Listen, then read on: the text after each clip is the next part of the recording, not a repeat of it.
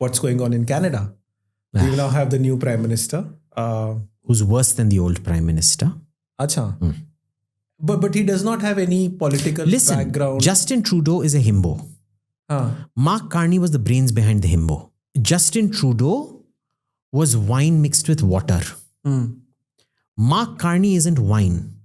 Mark Carney is distilled wine, which is brandy. You know, it says fine champagne cognac, Hennessy or XO or VSOP cognac. Cognac is what? You take champagne, you distill it. That is cognac. Mark Carney is cognac. Justin Trudeau was wine mix, 50% wine, 50% champagne, 50%. It wasn't even champagne. Yeah, he was cheap, Sula Fratelli, cheap wine that a European won't even. Even cows get better wine in Europe than what Justin Trudeau is.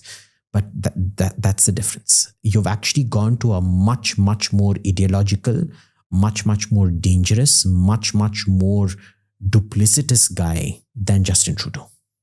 And what about his experience in Harvard, Oxford, and Goldman Sachs? Does that... You're explaining it yourself. Is Goldman Sachs something... Goldman Sachs, Harvard are the same things that George Soros is intrinsically linked with. They coordinate their investment strategies. They coordinate their ideological indoctrination at Harvard. They coordinate their investment strategies with Goldman Sachs.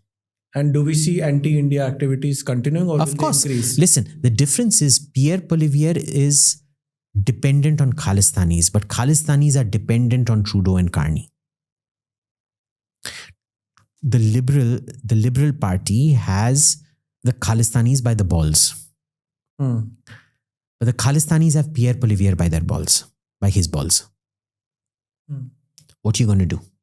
You saw what happened with this fellow Sukhman Gill in the primaries in one a Canadian riding just this last week.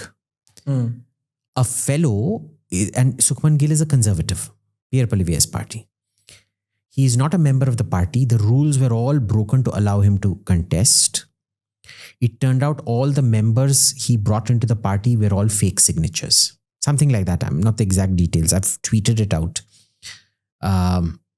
You can go to my timeline and check it. But that's what's happened. Just run a search for Sukhman Gill in this thing. You look at people like Tim Uppal. This Jasraj Hallan, who's the shadow finance minister. Jasraj Hallan is a dangerous bloody Khalistani. Tim Uppal is the idiot who can never, he's the affirmative action idiot, who's such a moron he can never be anything other than multicultural affairs minister. I mean, literally, if I got my dog and him to take an IQ test, my dog would come out higher than Tim Uppal. Tim Uppal may be the most visible face, but he's also a moron. So the elections... Jasraj Hallan is dangerous. That other guy, Parm Gill, who's a shaved, he looks like you actually. Sardi is even more dangerous than Jasraj Hallan.